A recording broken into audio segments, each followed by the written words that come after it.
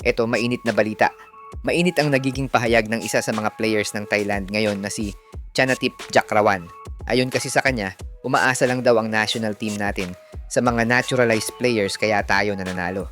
Isang pahayag na nagsindi ng apoy sa mga Pinoy fans kaya nagkaroon ng konting debate, umaasa lang ba ang mga Pinoy sa ibang lahi pagdating sa basketball? Tara, pag-usapan natin ang mainit na issue na yan.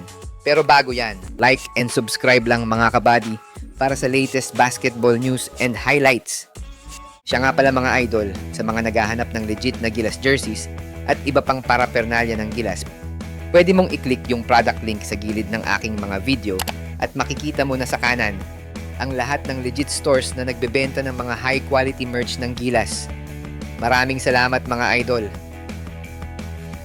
Kamakailan lang ay naglabas ng mainit na pahayag ang player ng Thailand na si Chanatip Jakrawan para sa mga Pinoy fans. Ayon kasi sa kanya, umaasa lang daw ang mga Pinoy sa mga half-foreign players kaya nagiging malakas ang national team ng Pilipinas. Yan nga ang nagsindi ng apoy sa mga Pinoy fans dahilan para magkaroon ng matinding pagtatalo. Kung tama nga ba o mali si Jakrawan. Ngayon, dun muna tayo sa side na bakit hindi tayo gumagamit ng all-Filipino lineup at kung bakit maraming Pinoy ang pabor na mas magandang manalo sa international stage kung purong Pinoy ang lumalaban. What if lang naman? Isipin mo, walang dual passport, walang foreign upbringing, walang half label, puro Pinoy. Lumaki sa barangay court, nag-init sa tanghaling tapat, naglaro sa dusty gym na walang aircon. Maraming fans ang nagtatanong nito ngayon, lalo na tuwing may FIBA window. Bakit parang kalahati ng Gilas hindi naman dito lumaki? At valid ang tanong, kasi sa puso ng basketball crazy na bansa tulad ng Pilipinas, may romantic idea na ang national team ay salamin ng kalye, ng barangay, ng local leagues. Imagine mo ang lineup na puro produkto ng UA, AP, NCAA at PBA. Mga batang lumaki na ang panaginip ay isuot ang Pilipinas sa puso, hindi dahil sa eligibility rule, kundi dahil dito talaga sila nabuo. Sa ganitong setup, mas ramdam mo ang koneksyon, mas personal. Kapag nanalo sila, parang kapitbahay mo ang nag-deliver. Kapag natalo, sabay-sabay pa ring babangon. Walang tanong ng Pinoy ba talaga yan? Kasi malinaw na malinaw. May argumento rin na mas organic ang chemistry. Pare-pareho ng basketball culture, pare-pareho ng instinct, pare-pareho ng emosyon sa loob ng court. Walang adjustment sa estilo, walang learning curve sa Filipino style of play. Puro puso, puro sakripisyo, puro laban. Ang pinakatanong lang naman dito, may mga purong Filipino pa ba tayong players sa bansa na kayang makasabay sa international stage? At kung meron, kaya ba nating manalo kung all Filipino players ang ipapadala sa SEA Games at FIBA? Ngayon, ilapag naman natin ang kabilang panig. Yung madalas hindi gustong marinig pero kailangang pag-usapan. Sa FIBA, hindi puso ang tinitingnan. Hindi kwento ng paglaki sa kanto. Sukatan to ng laki, bilis, spacing at execution. At doon nagiging malinaw kung bakit napakaraming bansa, hindi lang Pilipinas, ang yumayakap sa dual citizens. Ang basketball ngayon ay global. Hindi na pwedeng puro emosyon lang ang baon mo.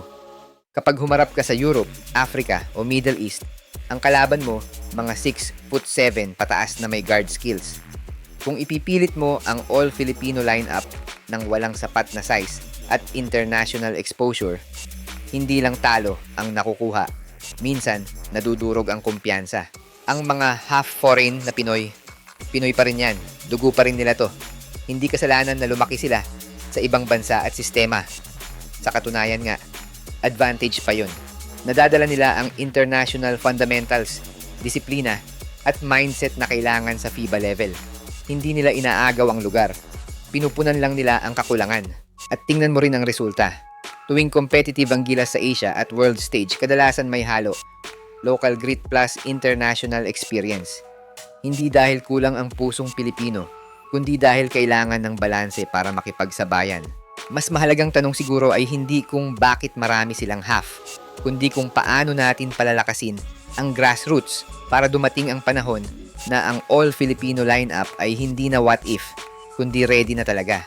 Tsaka Pilipinas kasi ang naging barometer ng ibang bansa, lalo na sa Southeast Asia. Tayo kasi ang naging modelo nila, kaya nagkakaroon na rin ng challenge kahit dito lang sa Asia. Imagine Thailand, ilang years silang hindi gumagamit ng naturalized players at half foreign bago sila nag-deploy sa mga laban nila sa recent international stage. Meaning, hindi dapat maging balat sibuyas ang ibang fans kung minsan nakakakuha tayo ng kritisismo sa mga bansang naging inspirasyon ng Pilipinas.